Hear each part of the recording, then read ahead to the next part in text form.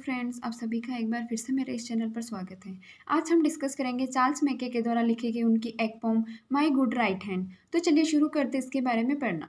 About the poet. Charles Mackay was born on March 27, 1814। Charles Mackay का जन्म 27 मार्च 1814 को हुआ।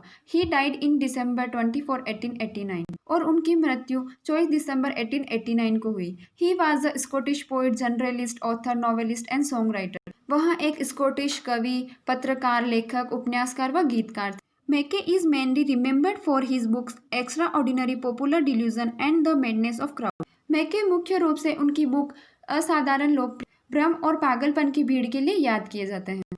About the pome. The pome is related with the common theme of poverty and way how it can be removed. यह कविता एक साधारण सी विषय वस्तु निर्धनता और उसके निराकरण का वर्णन करती है। यानी इसकी जो थीम है वह निर्धनता और उसके निराकरण के बारे में है। When the poet fell in grief and some adversity, all his friends and relatives deserted him. तो कवि कहता है कि जब वह अपनी लाइफ में प्रतिकूल परिस्थितियों से पीड़ित था तो उस समय उसके मित्र और रिश्तेदार उसको छोड़ करके चले गए। No one come to help him, और कोई भी व्यक्ति उसकी मदद करने के लिए आगे नहीं आया। He found only lips from them.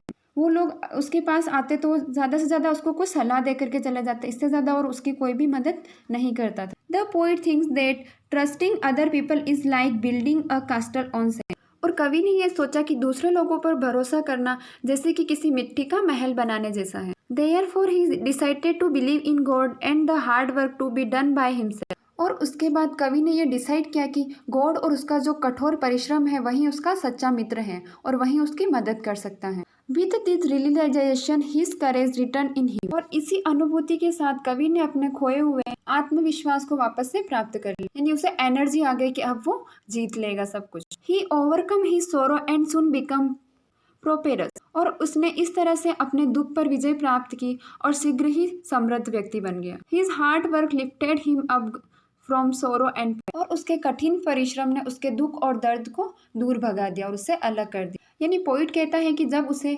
अपने फ्रेंड्स और अपने रिश्तेदारों की मदद की जरूरत थी तब वो लोग उसे छोड़ करके चले गए, और अगर वो लोग उसके पास कभी आते भी तो उसे सिर्फ कुछ एडवाइस दे करके चले जाते, लेकिन उसकी कभी हेल्प नहीं करते। फिर पोइट ने डिसाइड किया कि वह खुद ही हार्ड वर्क करेगा और अपनी इन प्रॉब्लम से बाहर निकलेगा, और उसने ऐसे ही किया और एक दिन उसकी जो सारी प्रॉब्लम्स थी, सोरो और पेन थे, वह दूर हो गए। तो चलिए अब आगे इस पोम को पढ़ते हैं। My good right hand. I fell into grief and began to complain. Grief का मतलब है दुख, कंप्लेन का मतलब होता है शिकायत कर। तो कवि बताता है कि जब वह गरीबी के कारण बहुत ज्यादा दुखी और वह अपनी गरीबी से परेशान होकर के और लोगों को इस बारे में बताने लगा। I looked for a friend but I sought him in vain. Sought का मतलब होता है प्रयास किया, वेन का मतलब होता है व्यर्थ। और उसने अपना एक सच्चा मित्र तलाशने की कोशिश की जो उसे इस गरीबी की कंडीशन से बाहर ला सके, लेकिन उसकी जो ये खोज थी कि उसे कोई सच्चा मित्र मिलेगा, ये खोज उसकी व्यर्थ ही गई। Companions were shy and acquaintances were cold. Acquaintances का मतलब है परिचित लोग, कोल्ड का मतलब है यहाँ पर अमैत्रीपूर्ण। तो आगे पोइट कहता है कि जो मेरे फ्रेंड्स थे वह भी मेरी सहायता करने के इच्छुक नहीं थे, ना ही उन्होंने मेरी सहायता करने की थोड़ी बहुत भी इच्छा प्रकट की, और मेरे जो परिचित लोग थे वो मेरे प्रति भाव शून्य हो गए, यानी बिल्कुल भी उन्होंने मदद करने का कोई भी इशारा तक नहीं किया। They gave me good counsel but dreaded their gold. Counsel का मतलब होता है सलाह देना। तो आगे पोइट कहता है कि उन लोगों ने मुझे अच्छी अच्छी सलाहें तो दी, लेकिन वो मुझे अपना धन उधार देने से डरते थे। तो इस फर्स्ट स्ट्रेंजर में पोइट ने हमें यही बताया है कि जब वह गरीबी के कारण बहुत दुखी था, अपनी गरीबी से परेशान होकर के जब उसने लोगों को अपनी परेशानी बताई तो उसका कोई भी एक भी सच्चा मित्र उसके सामने मदद करने के लिए नहीं आया, और उसके कुछ गिने चुने जो मित्र थे उससे उसको उम्मीद थी कि ये लोग तो मेरी हेल्प करेंगे, लेकिन वो उन लोगों ने भी उसकी हेल्प नहीं की। उसके जो बाकी जान पहचान वाले लोग थे उन्होंने भी उस पोइट की सहायता तो नहीं की, बल्कि वो सिर्फ उसे अपनी एडवाइस ही दे दिया करते थे और उसे कोई मनी नहीं देते थे। उन लोगों को डर लगता था कि कहीं हमारी मनी वापस रिटर्न नहीं आएगी। Let them go I exclaimed I have a friend at my. Exclaimed का मतलब होता है विस्मय के साथ कहना।